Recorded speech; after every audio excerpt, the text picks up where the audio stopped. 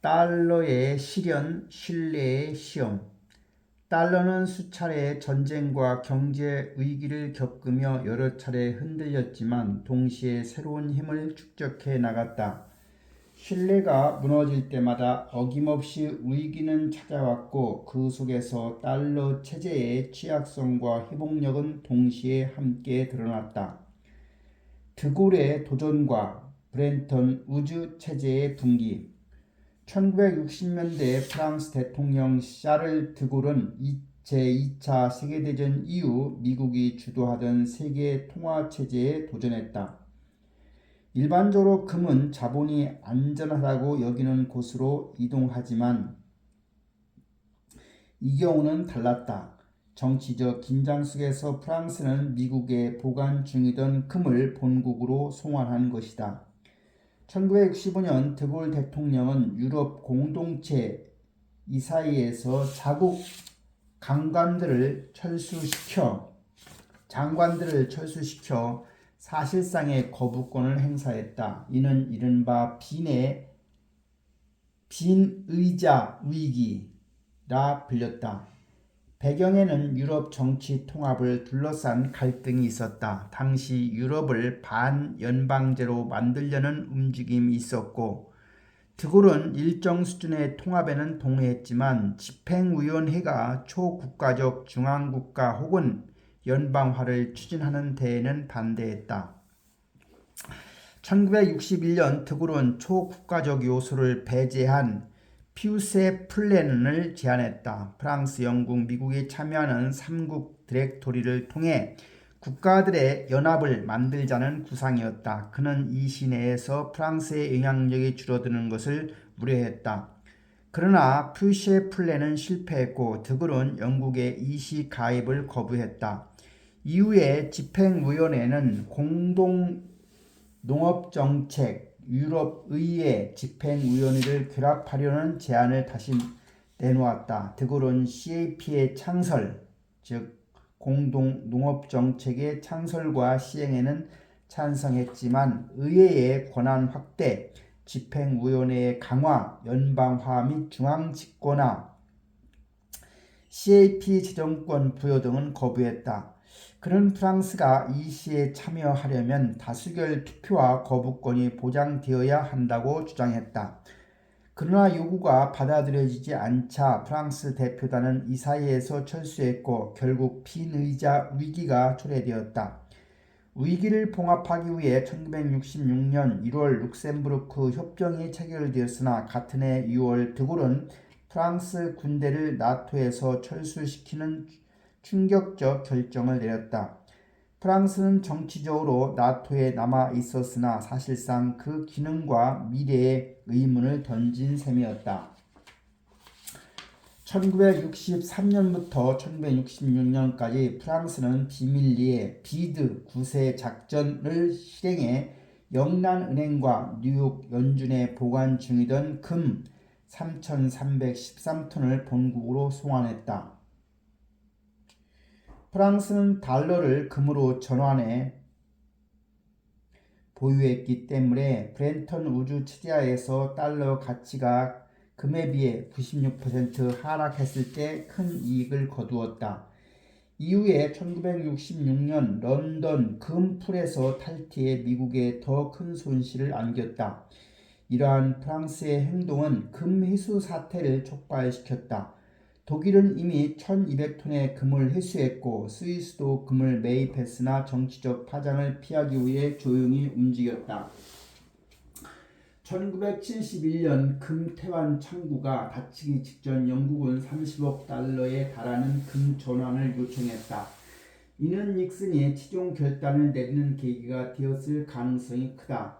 네덜란드와 벨기에 역시 같은 시기 금을 반출했다. 이로 인해 미국의 금 보유고는 1950년 227억 달러에서 1971년 120억 달러로 줄어들었다.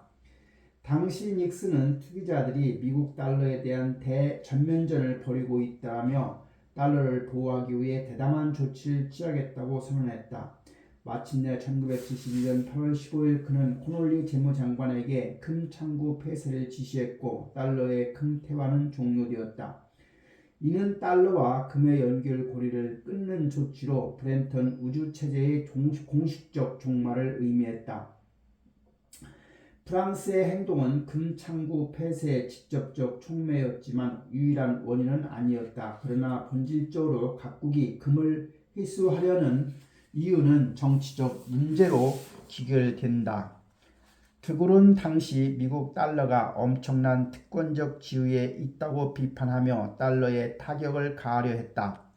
브렌턴 우주 붕괴 직전 금 가격 변동을 보면 1971년 1온스당 44.60달러였던 금값은 1972년 63.84달러, 1973년 106.48달러, 1974년 183.77달러까지 급등했다가 1975년 139.29달러로 조정되었다. 1971년 대비 1974년 가격은 무려 312% 상승한 수치였다. 1980년 2차 오일 쇼크 당시 금값은 다시 급등했고 2008년 서브프라임 위기와 유럽 재정위기 기간에도 2008년 온스당 869.75달러에서 2012년 1664달러로 91.3% 급등했다.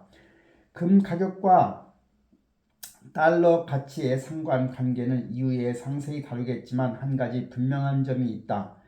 미국 경제가 위기에 처하더라도 달러는 안전자산으로서 가치가 하락하기보다는 상승하는 경향을 보인다는 것이다. 그러나 최근에는 상황이 달라졌다. 미국 국채 가격 하락과 트럼프 대통령의 관세 전쟁 그리고 37조 달러에 이르는 사상 최대의 재정 적자가 누적되는 가운데 추가 3조 내지 5조 달러 규모의 감세 법안까지 추진되고 있다.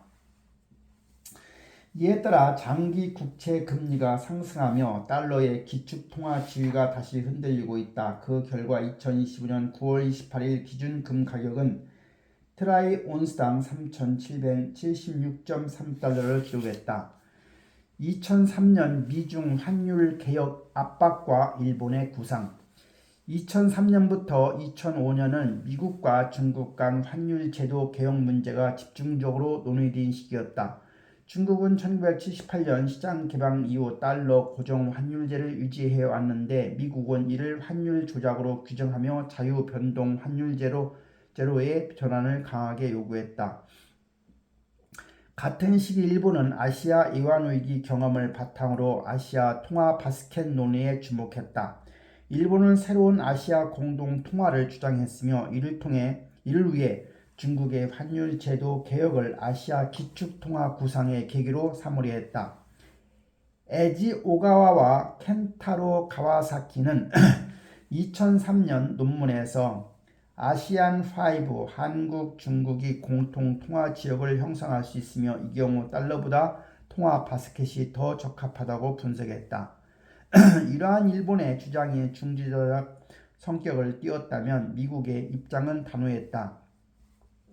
당시의 재무장관 존 스노우는 베이징 방문 시 중국의 자유변동 환율제 전환 약속을 공개적으로 요구했다. 그러나 중국은 안정적인 위안화가 세계 경제 안정에 기여했다며 이를 거부했다. 중국은 단기 절상, 중기 안정, 장기 유연성 확대라는 세 가지 목표를 동시에 내세웠지만 이를 모두 달성할 수 있을지는 불확실했다.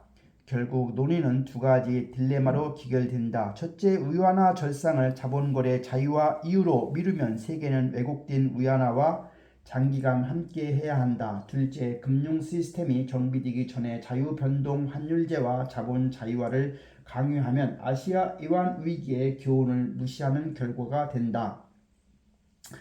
미국은 단계적 개혁을 제안했다. 1단계는 위안화 15 내지 25% 절상, 변동폭을 1% 미만에서 5 내지 7%로 확대, 달러 단일 연동에서 달러 유로 엔화 바스켓 연동으로 전환이다. 이어 2단계는 국내 금융 시스템을 강화한 뒤에 관리 변동 환율제 도입이다. 중국은 이를 거부하면서 일부 유화 조치를 취했다. 이완 환전 한도 확대, 기업 이와 유보 허용, 국영은행 달러채 발행 승인, 해외 직접 투자 허용 등이 그것이다.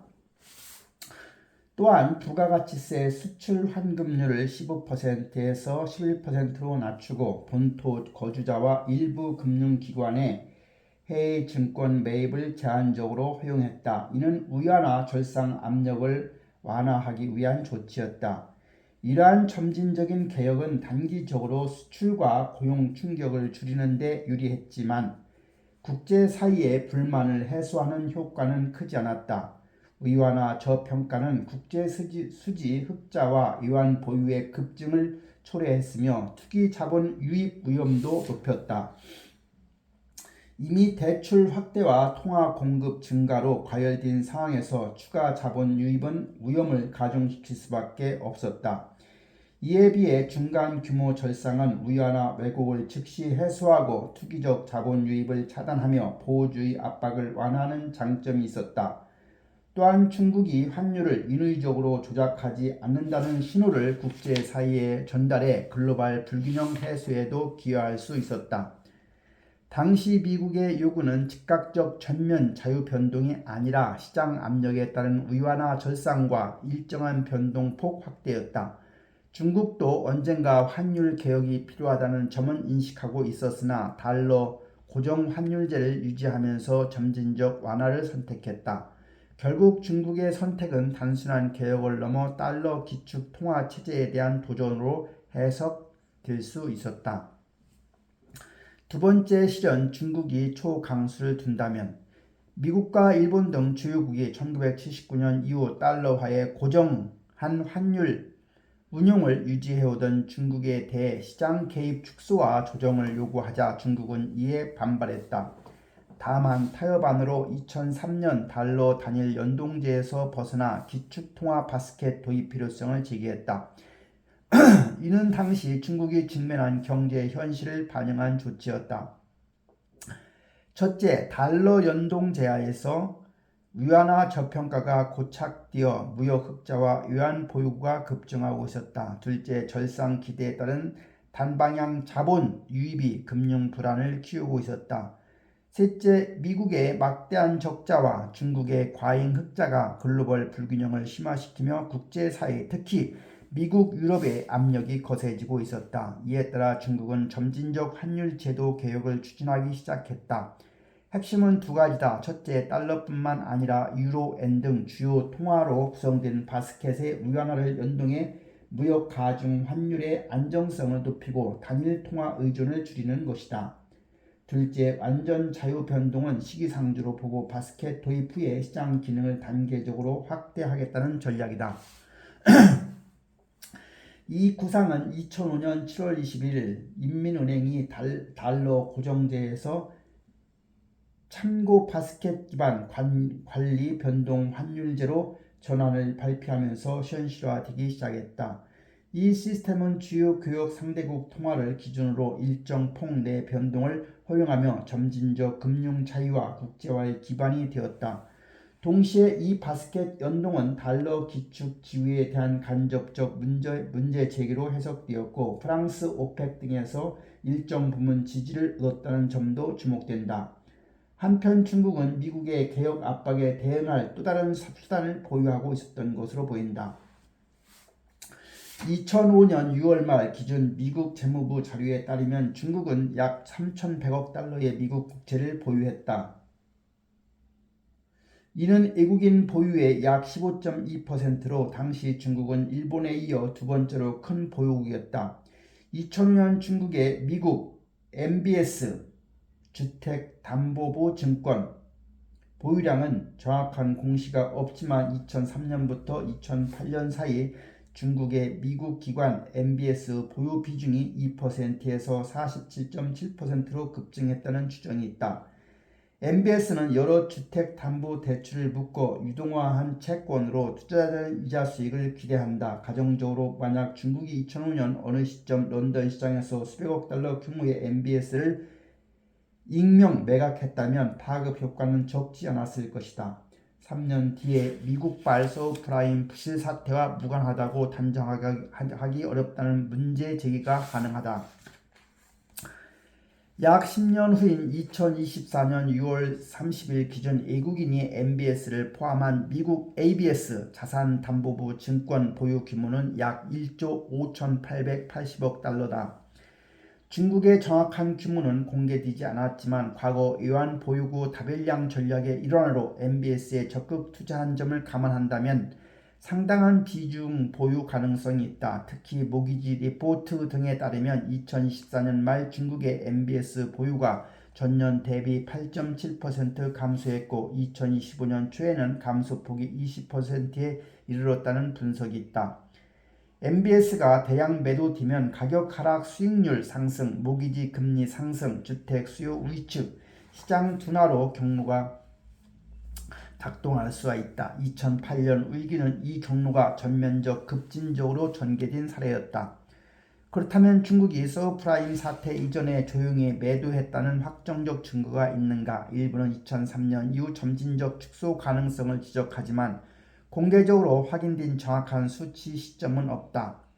중국 단독 매도만으로 시장 분기를 유발하기는 현실적으로 어렵다. 그 이유는 첫째, 연준 등 대형 참가자의 개입 여지, 둘째, 시장의 깊이와 유동성, 셋째, 중국 자체의 손실 위험 때문이다. 다만 직접적인 원인이 아니더라도 심리적 불안을 유발할 정도의 규모, 시기라면 파급 가능성은 충분하다. 중국이 자해적일 수 있는 매도를 감수하더라도 그 이후의 정치, 경제적 비용 배분을 고려하면 미국 국채 MBS 보유 축소는 전략적 경제 재조정이자 무역 통화 정책 변화에 대한 대응일 수 있다. 이 가정이 일정 부분 사실이라면 미국은 중국의 의중을 파악하고 대응책을 검토했을 가능성이 높다. 트럼프 행정부의 달러 기축주의 강화 기조와 중국의 흑자 구조, 잠재적 모기지 리스크를 겨냥한 공세적 메시지 강화의 배경도 이 맥락에서 이해된다. 따라서 최근 중국이 MBS를 계속 매도한다면 미국의 주택금융시장의 모기지 스프레드 확대와 금리 상승은 불가피하다. 아울러 2008년 서브프라임 사태 이후에 미국 모기지 파생상품 시장이 거래되는 부채 담보부 증권 CDO 시장에서 충분한 대응과 개선책을 마련했다고 가정할지라도 미국 모기지 시장의 견조성이 확신되지 않는다면 파급 효과에 대한 철저한 점검과 대비가 필요하다. 미국의 MBS의 주요 외국인 보유국인 중국이 보유량이 줄이고 있다는 신호는 향후 미국 주택시장에 미칠 잠재적 영향 때문에 면밀히 주시되어야 한다. 미국이 중국을 업어서 키웠다. 트럼프 대통령 집권 2기 이후 그는 대미 무역 수지 흑자국들에 대한 반격을 일관되게 밀어붙이고 있다. 그의 무역 정책에서 보상계 관세 부과에 대한 신념은 20대 초반 경험한 1차 오일 쇼크 시기에 미국 경제 침체와 스태그플레이션 그리고 일본의 대미 흑자 확대에 대한 반감으로 비롯된 것으로 보인다. 겉으로는 무역수지 불균형을 문제삼지만 속내는 달러 기축 통화 체제에 대한 중국의 도전을 더 이상 묵과하지 않겠다는 응징 의지라 할 수 있다. 트럼프 대통령의 분노는 20여 년 전부터 반복된 대중국 메시지가 여전히 유효하다는 점, 즉 중국을 키운 것은 다름 아닌 미국 정부였다는 사실에 있다. 1978년 개혁개방 이후 반세기 동안 중국은 보조금과 세제 혜택을 무차별적으로 제공하며 글로벌 공급망 체계에서 기여한 것은 없이 무역 흑자만 축적했다. 이는 제2차 세계대전 이후에 미국이 수백 년에 걸쳐 구축해온 경제 질서를 활용한 결과였다. 트럼프가 내세우는 미국을 다시 위대하게 막아라는 구호는 제조업 부활, 시민생활 향상, 자존심 회복을 표방하지만 실질적으로 달러 기축 통화 지유에 대한 도전을 결코 용납하지 않겠다는 선언에 가깝다. 2025년 9월 8일 위스콘신 유세에서 그는 달러 사용을 중단하려는 국가들에 대해 매우 큰 대가를 치르게 하겠다고 경고하며 자신의 관세 정책에 새로운 축을 추가했다. 그는 말했다. 당신이 달러를 떠난다면 미국과는 거래 못할 것이다. 우리는 당신의 상품에 100% 관세를 부과할 것이다. 이 발언은 달러 이탈을 시도하는 우방국 적국에 대한 제재 방안이 오래 논의되어 왔음을 방증한다. 수출 통제, 환율 조작국 지정, 고정 관세 부과 등 옵션까지 포함할 때 트럼프가 겨냥한 핵심 타겟은 분명 중국이다. 트럼프는 또한 지난 8년간 달러가 거센 공격을 받고 있다고 주장했다. 실제로 중국, 인도, 브라질, 러시아, 남아공은 디달러라이제이션, 즉 탈달러화를 공식 의제로 삼아 실행에 옮기고 있으며 트럼프는 이에 맞서 달러 기축통화 지율을 수호하겠다는 입장을 재확인하는 것이다. 미국은 지난 50년간 중국이 무역 흑자 구조를 공고히 하고 제조업 강국 2025년, 중공몽 2050년 등 국가 비전을 미국을 추월하려는 전략을 추진하는 동안 자신들이 얼마나 순진했는지를 뒤늦게 깨달았다. 중국은 1978년 경제 성장률 11.34%를 기록한 뒤에 2010년 10.64%까지 무려 32년간 두 자릿수 성장을 이어갔다. 미국은 2003년 이후에 중국의 통화바스켓 환율제 도입과 자유변동 환율제로의 전환을 요구했으나 중국은 이를 거부했다. 이어 2008년 미국은 서프라임 모기지 부실로 글로벌 금융 위기의 진앙지가 되었고 반대로 중국은 같은 해 베이징 올림픽을 개최하며 부상을 과시했다.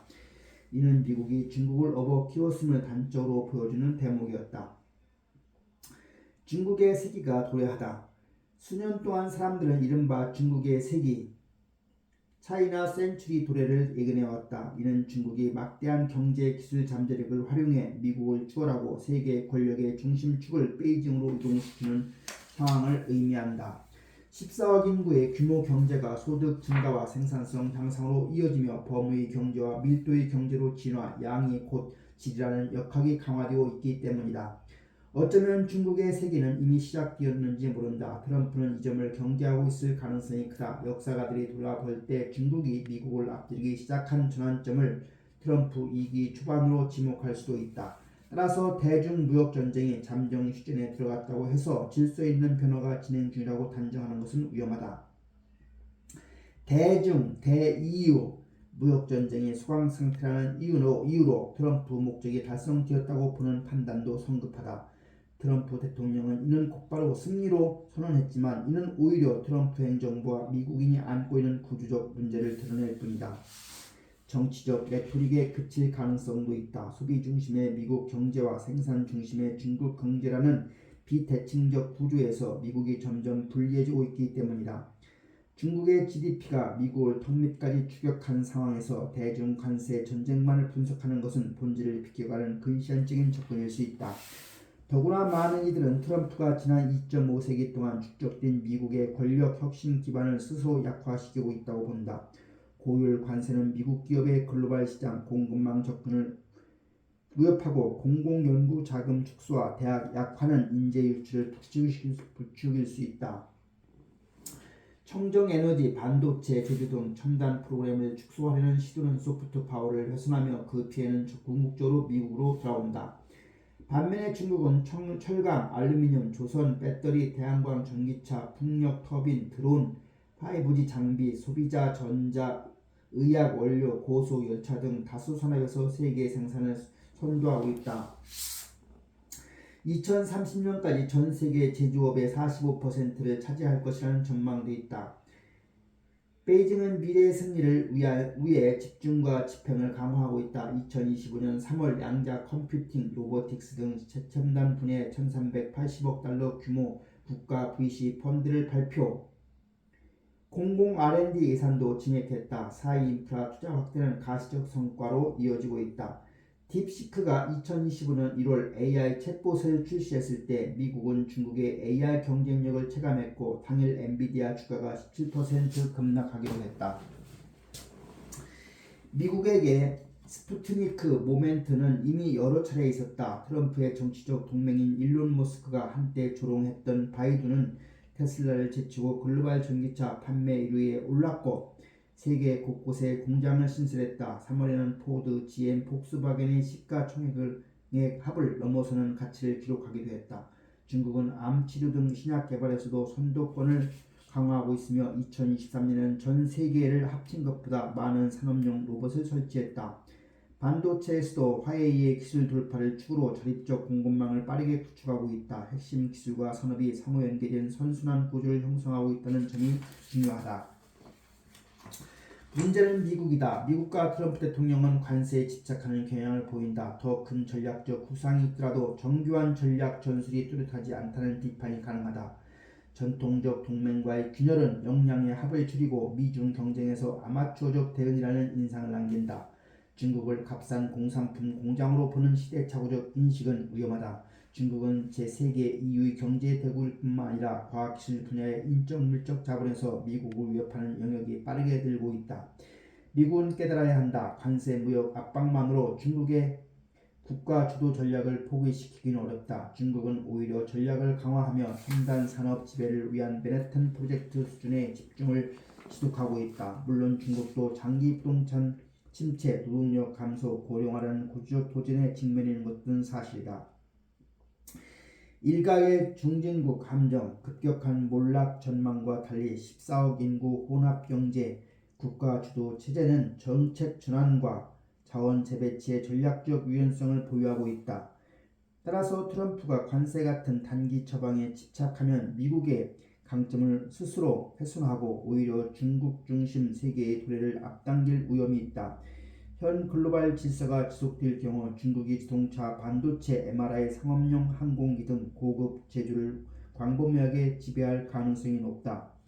AI 패권 경쟁이 미중 간 대결을 넘어 선전, 항저우 등 중국 내 도시 간 경쟁으로 전환될 수도 있다. 중국의 공급망 중심화와 기술 경제 패권화가 21세기 이후 문명사회 주도권까지 확장될 수 있다. 인도는 대안이지만 그럼에도 중국과는 다르다. 국가 주도 산업 기술 개발의 지속성과 전략적 유연성에서 제약이 있고 계급제 등 사회 구조적 요인이 국민적 합의를 어렵게 하며 구소련과의 유대, 중국과의 국경 갈등 등 지정학 변수도 부담이다. 정교한 전략 전술 없이 큰 코끼리 사냥에 나서면 상하는 커녕 생명까지 위태로울 수가 있다. 동맹과의 팀워크 없이 개인 기만으로 대중 갈등을 돌파하려는 시도는 국가 역량을 위축시킨다. 관세 장벽 뒤에 갇히면 미국 기업은 내수 의존으로 수익성이 악화하고 소비자는 더 비싼 국내 제품을 구매해야 한다. 국내 제조 비용 상승이 가격 경쟁력을 떨어뜨리기 때문이다. 맞벌이 가정조차 물가 상승, 소득 정체에 직면하게 된다. 자동차, 제약 등 전통적 고부가 산업이 중국에 잠식되고 미래의 핵심 산업도 뒤따를 위험이 있다. 디트로이트, 클리블랜드의 세티가 전국적 현상으로 확산될 수 있다. 이 암울한 시나리오를 피하려면 지금 당장 선택해야 한다. R&D 투자 확대, 학문, 과학, 기술, 기업 혁신 지원, 글로벌 경제 네트워크 재구축, 국제 인재, 자본 유치 환경 조성이 필요하다. 레이 달리오가 지적했듯 패권 하락 국면에서는 교육, 과학기술 교육, 통화 지위가 선행 또는 동시 하락한다. 미국의 패권 사이클은 약화 조짐을 보이고 트럼프 위기는 그와 반대되는 길을 택하고 있다는 평가가 많다. 달러 기축 지위 강화를 목표로 하더라도 개인 기만으로 한계가 있다. 따라서 즉시 참모 동맹과의 심층 논의를 통해 이번 세기가 중국의 세기가 되는 것을 어떻게 막을지, 미국의 정치, 경제, 애교, 문화 패권을 어떻게 유지할지 전략을 재설계해야 한다. 중국의 우연화 절상 문제는 제대로 논의조차 되지 않고 있으며 시간은 빠르게 흐르고 있다. 미국 달러화는 국제 공용어인 영어와 같다.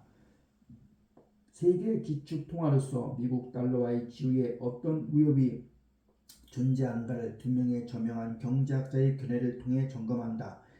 위협이 존재한다면 그것이 중국 경제의 급부상과 얼마나 연관되는가?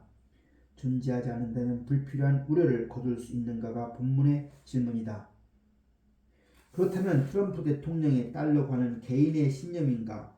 백악관 경제자문위원장 스티븐 마이런의 구상인가? 트럼프가 경제 정책을 언급할 때마다 글로벌 리더십과 국내 현안에 대한 숙고가 충분했는지 의문이 제기된다. 거래의 천재라는 기업가 경력이 곧 거시 경제 원리에 대한 이론 경험적 정합성을 보장하지는 않기 때문이다. 트럼프는 위스콘신 유세에서 달러 사용과 100% 관세를 연기하는 강경 주장을 폈고 나아가 불법 체류자 추방과 피해 이야기를 의논했다. 설령 그가 자신의 발언을 충분히 이해한다고 가정하더라도 달러 기축 지위를 지키기 위해 관세를 어떻게 활용하겠다는 구상은 많은 이들에게 우려다. 관세 전쟁은 현실적 문제라고 하지만 이로 인해 오히려 미국의 20세기 이후 구축된 전통적인 대신뢰도가 급락하면서 달러 위상은 오히려 흔들릴 수 있기 때문이다. 요란한 수사에 비해 실질은 거래의 조건 나열에 그친다는 평가도 있다. 그의 목적이 관세로 지정적자를 메우려는 것인지 말하라고 해서 이른바 제2의 플라자 합의를 도출하려는 것인지도 불분명하다. 달러 위상과 관련된 담론은 때론 신비주의적 과장을 띠지만 국제금융의 기본을 이해하면 두 가지 우려는 과장임을 알 수가 있다. 첫째, 달러가 갑자기 특별 지위를 상실할 것인가. 둘째, 달러 약화가 미국의 세계 경제에 치명적 해악을 낳을 것인가. 많은 정부는 위기에 대비해 이완 보유고를 유지하며 그중 약 60%가 미국 국채다. 다만 여전히 보유 주체는 다양하고 외국 정부도 포함되지만 그 자체가 특별한 현상은 아니다. 달러의 진정한 특수성은 거래 지배력에 있다. 국제 차입 대출의 명시 통화가 달러이고 무역 청구서 달러로 작성된다. 미국 내 유통화폐 가치의 80% 이상을 차지하는 100달러 지폐 중 약 3분의 2가 해외 보유라는 사실은 대마 불세에 가까운 저변 수위를 보여준다. 왜 이렇게 많은 외국인들과 국가 경제가 미 달러화를 사용할까? 찰스 킨들버그는 미 달러화의 역할이 영어의 국제 공통어 역할과 유사하다고 설명한다. 많은 이가 쓰기 때문에 더 쓰게 되는 네트워크 외부성 때문이다. 여기서 중요한 점은 언어 통화의 특별한 역할은 주로 민간의 선택에 기초한다는 사실이다. 누가 강제해서 쓰는 것이 아니다. 영어 사용이 정책적으로 강요된 것도 아니고 미국의 식민 통치가 강제한 결과만도 아니다. 이 맥락에서 트럼프가 말하는 달러로 돌아오라는 요구는 통화 선택을 국가 정책이 자유한다고 혼돈한 결과일 수 있다. 예컨대 한국 기업이 대중무역에서 위안화로 청구서를 발행하면 제재 대상이 되는가? 콜롬비아 마약 조직이 100유로 지폐를 더 비축하면 관세로 응징할 것인가? 터무니없이 들린다면 실제로 터무니없는 질문이기 때문이다. 관세 위협으로 달러 사용을 강제할 수 있는 발상은 과대 망상을 넘어 정체에 오르다. 미국이 막강한 영향력을 가졌더라도 그 정도 수준의 강제성은 없다. 오히려 상시적 처벌 관세는 달러의 명성과 신뢰를 훼손할 수가 있다. 미국의 경제 외교적 영향력은 대체로 이성적이고 책임있는 국가라는 평판에서 나온다. 그 평판이 흔들리면 달러의 네트워크 기반도 약화된다.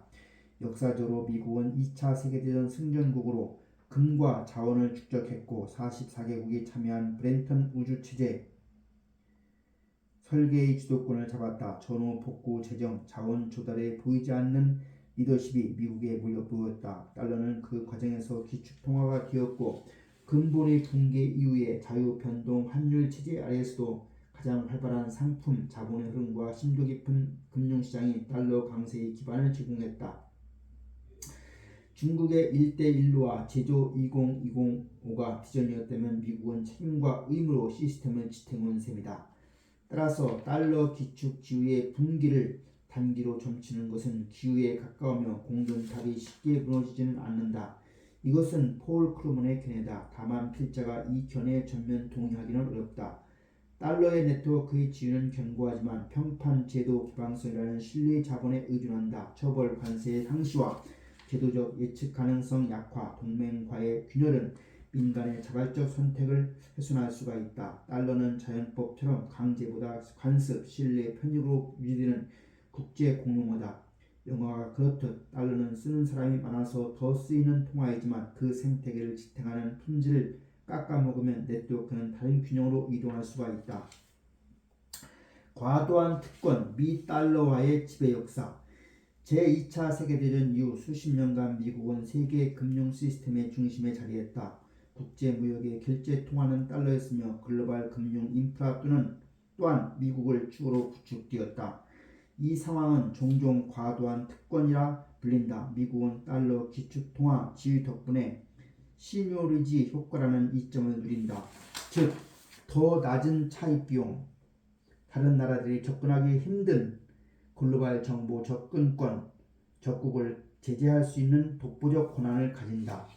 오랫동안 제기된 우려는 세계가 이 시스템에서 이탈할 가능성이었다. 1980년대 일본은 2000년대 유럽연합, 현재의 중국이 도전자로 거론되었으나 달러의 지배를 근본적으로 흔든 사례는 없었다. 이는 두 가지 이유에서이다. 첫째, 새로운 국제 통화 체제를 구축하기가 어렵고, 둘째, 미국이 그동안 달러 권력을 절제해 사용해 왔기 때문이다. 미국은 달러와 금융 시스템을 세계에 판매하며 관제탑 역할을 했다. 그러나 트럼프 행정부는 이 질서를 복잡하게 뒤흔들었다. 트럼프 2기 정부는 달러의 지배력이 소프트 파워와 함께 군사적 우위를 뒷받침한다고 보았으며, 그 특권을 누리는 다른 나라가 더 많은 비용을 부담해야 한다고 주장했다. 또한 달러의 지배가 달러 고평가를 초래해 소비재의 가격은 낮췄지만 제조업은 피해를 입었다고 평가했다. 나아가 트럼프와 참모들은 달러 지배력이 과거 미국에 막대한 레버리지를 제공했으나 이전 지도자들은 활용하지 못했다고 믿었고, 자신들은 적극 활용하겠다고 선언했다. 이는 케네스 로고프의 해석이다. 이 지점은 폴 크루먼의 시각과 다르다. 로고프는 달러 지배력의 역사가 어떻게 구축되는지, 어떤 도전에 직면했는지, 그리고 세계가 언제 그 굴레에서 벗어나려 시도할지를 묻는다. 이는 보이지 않는 전쟁과 보이는 전쟁의 결합 속에서 이미 시작되었을 수도 있다. 이 책이 말하는 달러와의 종말은 바로 이 관점에서 논의를 정리한다. 결론적으로 트럼프 2기 정부는 달러 기축통화 시스템의 압박을 가중시키며 균열을 드러냈다. 이는 결코 원상복구하기 어렵다. 더 큰 문제는 미국의 부채, 달러에 대한 압력, 트럼프의 정책이 결합될 경우에 실질적 금융위기, 부채위기, 인플레이션 위기로 이어질 수 있다는 점이다. 로고프는 우리가 이 위험을 심각하게 과소평가하고 있다고 지적한다. 달러가 국제금융 시스템에서 작동하는 원리를 살펴보자. 달러를 재화 용액에 비유하면 미국은 달러를 판매하고 세계는 이를 구매한다. 이는 힌들버그의 영어 비유로 설명할 수가 있다. 영어는 익숙하고 신뢰할 수 있는 국제 공용어이기에 다수가 선택한다. 마찬가지로 세계 통화가 150개가 넘지만 거래 당사자가 서로 다른 통화를 쓴다면 복잡성이 커지므로 결국 달러로 하자는 결론에 이른다. 그렇다면 신뢰는 어떻게 구축되는가? 초기 달러는 근본의제 덕분에 신뢰를 얻었다. 달러 보유자는 중앙은행에 가져가면 액면가만큼 금으로 교환할 수 있었다. 이는 약 50년 전까지 국가 간에 유지되었다. 그러나 1971년 닉슨 대통령이 금태환을 중단하며 충격이 발생했고, 1975년 브렌턴 우주 체제 붕괴로 달러 신뢰의 근거는 금에서 미국의 신용과 통화관리 능력으로 전환되었다. 이후에 달러 지배의 핵심은 달러 기반 자산에 대한 강한 수요였다. 미국은 다른 나라에 없는 깊은 금융시장, 높은 유동성, 법치주의, 개방성을 제공했다. 달러, 미국 국채 같은 자산은 국제금융의 링구아 프랑카가 되었고 공급 또한 충분했다. 반면에 독일의 마르크, 브라질의 헤알, 몽골의 투그릭 같은 통화는 유동성이 낮아 큰 할인 없이 거래가 불가능했다. 결국 달러 기축 통화의 조건은 깊은 시장 법치주의, 무역 개방성, 미국 경제의 신뢰였다. 전후 미국은 막대한 수익과 신뢰할 수 있는 달러 지급으로 글로벌 시스템을 이끌었고, 이 리더십이 달러 지배의 기초가 되었다. 따라서 보호무역, 고립주의가 강화되면 채권 희수 불안이 확산되어 런이 발생할 수가 있다. 실제로 2010년 이후에 유럽 재정위기, 2025년 일본의 엔트리 트레이드, 최근 미국의 국채 가격 하락, 금리 상승 등이 달러 지위에 대한 우려를 키웠다. 달러는 무한 발행 가능한 것처럼 보이지만 부채와 상환 능력에 제약을 받는다. 부채가 지나치게 들면 이자율은 상승하고 디폴트 리스크 프리미엄까지 붙을 경우 최악의 상황을 맞을 수도 있다. 그러나 미국의 부도는 세계 경제 전체를 위협하기 때문에 이는 균형을 이룬다. 이 균형을 유지하는 장치가 바로 달러 발행 특혜, 즉 시누르지 효과다. 다른 나라보다 낮은 이자율로 차입할 수 있는 특권은 기축 통화 국가의 도덕적 윤리적 책임을 요구하며, 이는 시장에 보이지 않는 손해에 의해 감시된다.